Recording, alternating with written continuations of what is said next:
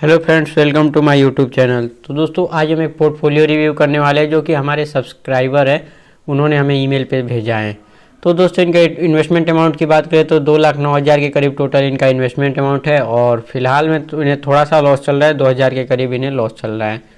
तो दोस्तों first stock के बारे में बात कर लेते हैं बिना टाइम वेस्ट किए हुए। तो फर्स्ट स्टॉक की बात करें तो इनके पास डाबर इंडिया है। और दोस्तों इस कंपनी के बारे में बात करें तो डाबर इंडिया, जैसा कि आप नाम से ही जानते हैं, ये एक एफएमसीजी कैटेगरी की कंपनी है और ये फंडामेंटल स्ट्रॉन्ग कंपनी है। और इसके बारे में बात करें तो ये स्लो ग्रोथ कंपनी है। आप डाबर के तो जैसा कि आप सभी नाम जानते ही होंगे, इसके बारे में बताने की कुछ ज़्यादा ज़रूरत है नहीं।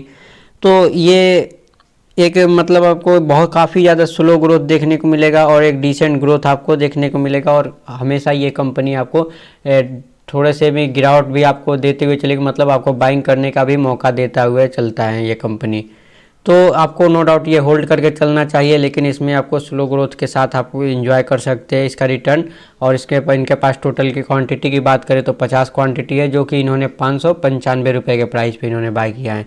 फिलहाल की बात करें तो इन्हें 7% के करीब लॉस चल रहा है, 2,090 रुपये का करीब इन्हें लॉस चल रहा है। तो ये लॉस दोस्तों टेम्परेरी है, लॉन्ग टर्म में इन्हें बेनिफिट ही होगा क्योंकि ये फंडामेंटल काफ़ी ज़्यादा स्ट्रॉन्ग कंपनी है और नामी कंपनी है। तो अब नो डाउट इन्हें होल्ड करके चलना चाहिए। अब नेक्स्ट कंपनी के बारे में बात कर लेते हैं। नेक्स्ट कंपनी की बात करें तो इनके पास डिश टीवी के टोटल 400 क्वांटिटी इन्होंने बाय करके रखे हैं, जो कि 18 रुपये के प्राइस पे इन्होंने बाय करके रखा है। और फिलहाल की बात करें तो इन्हें 2% का लॉस चल रहा है और 140 रुपये का इनका टोटल लॉस अमाउंट है। अब दोस्तों इस कंपनी के बारे में बात करें तो ये डिश टीवी जो कि अपने इन्वेस्टर्स को 5 साल में -74% का निगेटिव रिटर्न दिया है। तो आप ये समझ सकते हैं ये कितना डेंजर है कंपनी है आगे लॉन्ग टर्म के लिए।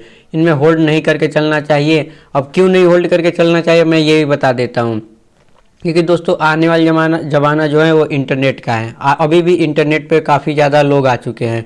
अब जो टीवी है वो बहुत ही कम लोग देखते हैं और आने वाले टाइम में मुझे नहीं लगता 10 से 20 साल बाद लोग कोई टीवी यूज भी करेंगे इंटरटेनमेंट पर्पज़ के लिए, क्योंकि इंटरटेनमेंट आज कल मोबाइल से या फिर इंटरनेट लैपटॉप से जितना भी है इंटरनेट से ही जो लोग अपना इंटरटेनमेंट कर लेते हैं। तो डिश टीवी मेरे हिसाब से अवॉइड करके चलना चाहिए, ऐसी कंपनी में इन्वेस्टमेंट नहीं करके चलना चाहिए और बाकी इनकी मर्जी। अब दोस्तों नेक्स्ट कंपनी के बारे में बात कर लेते हैं। नेक्स्ट स्टॉक की बात करें तो इनके पास फेडरल बैंक है। अब दोस्तों फेडरल बैंक के बारे में बात करें तो इनके पास टोटल 16 क्वांटिटी है, जो कि 102 रुपये के प्राइस पे इन्होंने बाय किया है। और ये इसके बारे में बात करें तो ये फंडामेंटल इसके स्ट्रॉन्ग है और फेडरल बैंक जो कि इसका रेगुलर बेसिस पे इसका अर्निंग पर शेयर भी बढ़ा है, मतलब हर साल इसका अर्निंग पर शेयर बढ़ता ही चला जा रहा है और इसका फंड मार्केट शेयर भी इंक्रीज किया इस बैंक ने। तो ये फंडामेंटल स्ट्रॉन्ग कंपनी है और इसे होल्ड करके चलना चाहिए, लॉन्ग टर्म में आपको काफ़ी ज़्यादा बेनिफिट दे सकता है। तो दोस्तों अब नेक्स्ट कंपनी के बारे में बात कर लेते हैं। इनके नेक्स्ट कंपनी की बात करें तो इनके पास गोल्ड लाइन है। ये नाम पहली बार आपने सुना होगा, मैंने भी पहली बार सुना इस कंपनी को। हालांकि इस कंपनी के पास इनके पास टोटल 1000 क्वांटिटी है, जो कि 99 पैसे के प्राइस पे बाय किया है। ये एक पेनी स्टॉक है। अब इस कंपनी के बारे में मुझे ज़्यादा कुछ रिसर्च हमने किया तो ज़्यादा कुछ मुझे मिला नहीं, क्योंकि ये एक पेनी स्टॉक है। मेनली दोस्तों ये कंपनी बिजनेस ही नहीं करती, मतलब इसका एक अर्निंग पर शेयर 0 है और मार्केट शेयर की बात करें तो वो भी 0 है। इस 2013 से ये कंपनी ने 1 पैसे का भी बिजनेस नहीं किया, मतलब इसका रेवेन्यू चार्ट में तो रेवेन्यू शो हो रहा है, लेकिन इसका जो अर्निंग पर शेयर है वो 0 है, ना ही रेवेन्यू दिखा रहा है। कागज़ों पर ही ये सिर्फ कंपनी चल रही है। तो दोस्तों ये कंपनी कभी भी डिलिस्टिंग हो सकती है, इस वजह से ऐसी कंपनी में निवेश नहीं करना चाहिए और हो सके तो बेच के निकल जाना चाहिए। और ऐसी कंपनी में मेनली लिक्विडिटी कम होती है, तो इसे इजीली मैनिपुलेट भी किया जा सकता है। तो ऐसी कंपनी को अवॉइड करके चलना चाहिए, इसमें इन्वेस्टमेंट नहीं करना चाहिए, क्योंकि ऐसे में 1000 में एक कंपनी ऐसी होती है जो आगे चल के मल्टी बैगर बनती है। क्योंकि जो पेनी स्टॉक होते हैं वो 1000 में से एक ही ऐसी कंपनी निकलती है जो आगे चल के हो सकता है कि वो मल्टी बैगर बन जाए, लेकिन ज़्यादातर जो कंपनी होती है वो डूब ही जाती है। तो दोस्तों इन्हें निकल जाना चाहिए इस कंपनी में से। अब नेक्स्ट कंपनी के बारे में बात कर लेते हैं। नेक्स्ट कंपनी की बात करें तो इनके पास GPPL है, मतलब कि दोस्तों गुजरात पीपावाव पोर्ट्स लिमिटेड। ये मेनली दोस्तों ये पोर्ट का काम करने, मतलब बंदरगाह वाली कंपनी है। तो इनके पास टोटल 116 क्वांटिटी है, 91 रुपये के प्राइस पे इन्होंने बाय करके रखा है। और फिलहाल की बात करें तो इन्हें तो 3% का करीब लॉस चल रहा है। तो इस कंपनी के बारे में बात करें तो ये प्रॉफिट दोस्तों इसका 5 साल में डिक्रीज हुआ है, मतलब इसका प्रॉफिट जो है हर साल गिरता ही चला जा रहा है और रेवेन्यू भी गिर रहा है। और इस दोस्तों इस कंपनी का मार्केट शेयर की बात करें तो पहले 5 साल पहले 7% था मार्केट शेयर, जो अब गिर के 4% पर आ गया है। मतलब इस कंपनी ने मार्केट शेयर 3% मार्केट शेयर खो दिया है। तो दोस्तों ये भी एक इस कंपनी के लिए निगेटिव पॉइंट है। और मेनली इस कंपनी में अडानी का ही दोस्तों सेक्टर की लीडर है, अडानी पोर्ट्स। तो मुझे नहीं लगता ये कंपनी उससे कंपटीशन कर भी पाएगी दूर दूर तक कहीं। तो इस कंपनी से, मेनली पोर्ट्स वाली कंपनी से आपको निकल ही जाना चाहिए। कोई अच्छी कंपनी में अच्छे सेक्टर में इन्वेस्टमेंट करके चलना चाहिए। तो बात कर लेते हैं दोस्तों अब नेक्स्ट कंपनी के बारे में। अब नेक्स्ट कंपनी की बात करें तो दोस्तों इनके पास कंपनी नहीं, एक ETF इन्होंने बाय करके रखा है, जो कि ICICI गोल्ड, इसे गोल्ड ETF बोलते हैं। इनके पास टोटल 301 क्वांटिटी है, 46 रुपये के प्राइस पे करीब इन्होंने बाय किया है। फिलहाल की बात करें तो 1.7% का लॉस चल रहा है। तो दोस्तों ETF के बारे में बताया तो ये गोल्ड का ETF है। जिस प्रकार से गोल्ड के प्राइस फ्लैक्चुएट होंगे उसी प्रकार से ये ETF भी बिहेव करेगा। तो अगर गोल्ड में आप निवेश करना चाहते हैं तो गोल्ड ETF भी आप बाय करके चल सकते हैं। लॉन्ग टर्म में जैसे गोल्ड का प्राइस बढ़ेगा उसी हिसाब से आपको ये बेनिफिट देता हुआ चलेगा। अब दोस्तों नेक्स्ट स्टॉक के बारे में बात कर लेते हैं। नेक्स्ट स्टॉक की बात करें तो इनके पास एनर्जी सेक्टर से JSW एनर्जी है। अब इनके पास टोटल 66 क्वांटिटी है, जो कि 297 रुपये के प्राइस पे इन्होंने बाय करके रखा है। अब फिलहाल की बात करें तो इन्हें मामूली सा लॉस चल रहा है 267 रुपये का। अब दोस्तों इस कंपनी के फाइनेंशियल ट्रेंड की बात करें तो इसका फाइनेंशियल ट्रेंड दोस्तों कंसिस्टेंसी के साथ इसका प्रॉफिट और रेवेन्यू नहीं बढ़ रहा है।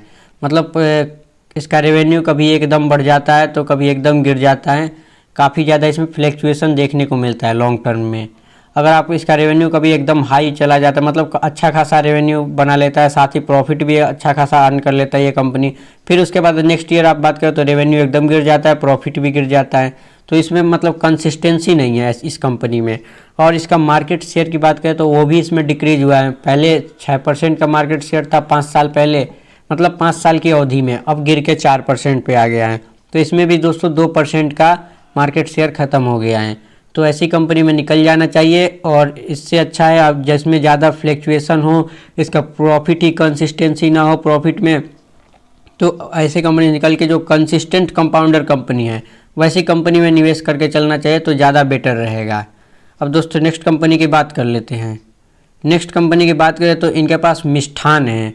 अब इस कंपनी के बारे में बात करें तो दोस्तों ये काफ़ी ज़्यादा स्मॉल कैप कंपनी है, सिर्फ और सिर्फ 900 करोड़ की कंपनी है। और जैसा कि आप ये फूड सेक्टर से बिलोंग करती है कंपनी, और इस कंपनी की एक मतलब माइक्रो कैप से थोड़ी लार्ज बोलेंगे, स्मॉल कैप कंपनी 1000 करोड़ से नीचे के मार्केट कैप हैं। तो इस कंपनी का प्राइस की बात करें तो सिर्फ और सिर्फ 10 रुपये का प्राइस है, जो कि एक पेनी स्टॉक है। और पेनी स्टॉक होने के बाद भी ये एक फंडामेंटल स्ट्रॉन्ग कंपनी है और इसके फंडामेंटल्स काफ़ी ज़्यादा ठीक है। मतलब जिस हिसाब से इसका स्टॉक का प्राइस है उस हिसाब से इसका अर्निंग पर शेयर देखें तो 0.39 का अर्निंग पर शेयर है। तो ये एक अच्छी कंपनी है और लॉन्ग टर्म में मुझे लगता है कि इसमें ग्रोथ के काफ़ी ज़्यादा चांस है। लेकिन एक कंपनी का इसमें निगेटिव पॉइंट मैं बता दूं कि इस कंपनी पे कर्जा है, जो कि 40 करोड़ का कर्जा है। टोटल मार्केट कैप के हिसाब से आप देख सकते हैं 40 करोड़ का कर्जा है, तो ये कोई ज़्यादा नहीं है। डेब्ट टू इक्विटी रेशियो बताएं तो इसका 0.4 डेब्ट टू इक्विटी रेशियो बनता है। तो इसमें आप लॉन्ग टर्म होल्डिंग करके चल सकते हैं और लॉन्ग टर्म में आपको मुझे लगता है कि इसमें बेनिफिट हो सकता है। तो अब दोस्तों नेक्स्ट कंपनी के बारे में बात कर लेते हैं। नेक्स्ट कंपनी की बात करें तो इनके पास सीक्वेंट है और टोटल इनके पास सिर्फ और सिर्फ 8 क्वांटिटी है। 120 रुपये के प्राइस पे इन्होंने बाय करके रखा है। अब इस कंपनी की बात करें तो ये फंडामेंटली इसके काफ़ी ज़्यादा वीक है, क्योंकि इसका ROE जो है सिर्फ और सिर्फ 1% का है और इसके प्रॉफिट की ग्रोथ जो है वो निगेटिव में 54% है। तो आप समझ सकते हैं प्रॉफिट जो इसका पॉजिटिव में होना चाहिए, जो कि निगेटिव में है 54%। और सेल्स की ग्रोथ बताए तो वो -17% है। मतलब इसका सब चीज़ निगेटिव में है। तो इस कंपनी से आपको निकल जाना चाहिए। ऐसी कंपनी से, ऐसी कंपनी आपको वेल्थ क्रिएट करके नहीं दे सकती, क्योंकि आपको लॉन्ग टर्म में आपका वेल्थ डिस्ट्रॉय और कर देंगी। तो ऐसी कंपनी से आपको निकलना ही बेहतर रहेगा। अब नेक्स्ट कंपनी के बारे में बात कर लेते हैं। अब नेक्स्ट कंपनी की बात करें तो मेनली इनके तो अडानी पावर है, अडानी ग्रुप का दोस्तों ये शेयर है। आप सभी जानते होंगे इस कंपनी के बारे में, लेकिन कंपनी के बारे में बताना चाहूँगा कि दोस्तों ये कंपनी लॉस में है। लेकिन इसका प्राइस, अब शेयर प्राइस की बात करें तो 5 साल में 2000% से भी ज़्यादा का इसने रिटर्न दिया है। तो आप समझ सकते हैं कि ये कितना ज़्यादा हाई रिस्क की कंपनी है। इसमें कुछ तो गड़बड़ है तभी इस कंपनी को इतना ज़्यादा रिटर्न दे रहा है, और ये टाटा पावर की कंपटीटर है। और टाटा पावर की बात करें तो सिर्फ और सिर्फ 5 साल में 240 या 300% तक ही इसने रिटर्न दिया है, और जो ये अडानी पावर है लॉस में होने के बाद भी 2000% का रिटर्न दे दिया।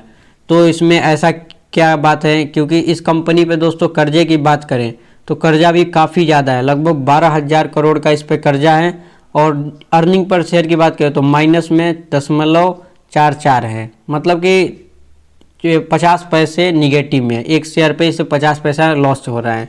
तो आप समझ सकते हैं ये कंपनी एक लॉस मेकिंग कंपनी है, और मेनली ये अडानी ग्रुप से बिलोंग करती है। इस वजह से इसका शेयर प्राइस इतना बढ़ रहा है, और इसमें कंपनी में कोई दम नहीं है। इसके बजाय आप चाहें तो टाटा पावर में निवेश कर सकते हैं, अगर लॉन्ग टर्म के लिए करना है तो। अगर ट्रेडिंग करना चाहते हैं तो अडानी पावर फिर तो सही है। अब दोस्तों नेक्स्ट कंपनी के बारे में बात कर लेते हैं। नेक्स्ट कंपनी की बात करें तो इनके पास मशीनरी सेक्टर से दोस्तों अशोक लीलैंड है। और अशोक लीलैंड दोस्तों ये भी एक लॉस मेकिंग कंपनी है, जो कि 2 साल से लगातार लॉस में है। तो लॉस में होने के बाद भी दोस्तों इस कंपनी का पॉजिटिव रिटर्न है। तो इसमें एक और प्लस पॉइंट मैं आपको बता दूं कि 3 महीने के अंदर फॉरेन इंस्टीट्यूशन और म्यूचुअल फंड ने इसने काफ़ी ज़्यादा इसमें इन्वेस्ट किया है, मतलब इसके स्टेक को अपना बढ़ाया है काफ़ी ज़्यादा।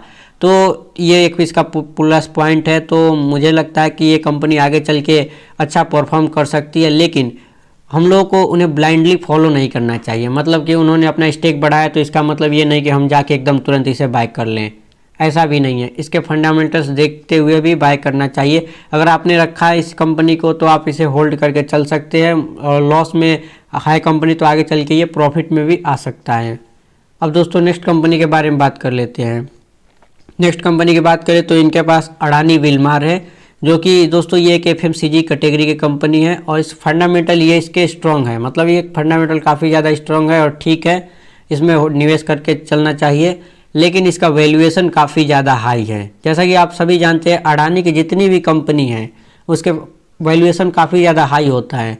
तो उसी प्रकार इसको भी मार्केट ने अपने सेक्टर से काफ़ी ज़्यादा हाई वैल्यूएशन पे दिया है इसको। तो इसमें आपको होल्ड करके चल सकते हैं, लेकिन अगर आप चाहें तो इससे भी अच्छी अच्छी कंपनी है, जैसे मरीको है, ब्रिटानिया है, ऐसी कंपनी में भी आप निवेश करते हुए चल सकते हैं। अगर इसमें तो ये कंपनी तो है तो FMCG सेक्टर की, लेकिन इसका रिटर्न हो सकता है कि अडानी का नाम जुड़ा है इस वजह से काफ़ी ज़्यादा हाई रिटर्न दे दे ये कंपनी, ये भी हो सकता है। अब दोस्तों नेक्स्ट कंपनी की बात करें तो इनके पास बेल है, मेनली ये भारत इलेक्ट्रॉनिक्स लिमिटेड है, और ये एक IT कंपनी है। दोस्तों इस कंपनी के फंडामेंटल्स की बात करें तो इसके फंडामेंटल्स ठीक है, मतलब इस कंपनी के मार्केट शेयर भी 5 साल में इंक्रीज हो रहा है, और इसके अर्निंग पर शेयर भी बढ़ा है, और इस कंपनी पर दोस्तों डेब्ट भी नहीं है। तो ये एक फंडामेंटल स्ट्रॉन्ग कंपनी है। लेकिन इसका जो शेयर का प्राइस है वो 4 साल तक या 3 साल तक अगर डाउन ट्रेंड में जाता है तो लगातार 4 साल या 5 साल तक लगातार नीचे की तरफ ही चला जाता है, और इन्वेस्टर को प्रॉफिट नहीं देता है। तो अगर आप लॉन्ग टर्म के लिए होल्ड किए हैं, मतलब 10 साल के लिए करीब, तो आपके लिए बेनिफिट दे सकता है। तो ये भी आपको कंटिन्यू करके आप चल सकते हैं, और हर गिरावट पे आप इसमें एडिंग करते हुए भी चल सकते हैं। अब नेक्स्ट कंपनी की बात कर लेते हैं। दोस्तों नेक्स्ट कंपनी की बात करें तो इनके पास सेंट्रल बैंक है। सेंट्रल बैंक के टोटल इन्होंने 315 शेयर खरीद रखे हैं 19 रुपये 72 पैसे के प्राइस पे। अब इस कंपनी के बारे में बात करें या फिर इस बैंक के बारे में बात करें तो दोस्तों ये इन्वेस्टर्स का पैसा 75% तक इसने साफ कर दिया है 5 साल में। तो आप समझ सकते हैं कि ये कितना ज़्यादा ये इसका फंडामेंटल्स वीक है, जो कि 75% मतलब 100 रुपये में से 75 रुपये इसके इन्वेस्टर्स के पैसे को डुबा दिया है। तो अगर दोस्तों इसका प्रॉफिट की बात करें इस कंपनी के, तो इस कंपनी के काफ़ी ज़्यादा लॉसेस है, प्रॉफिट तो है ही नहीं। सिर्फ और सिर्फ 2022 में इस कंपनी को प्रॉफिट हुआ है।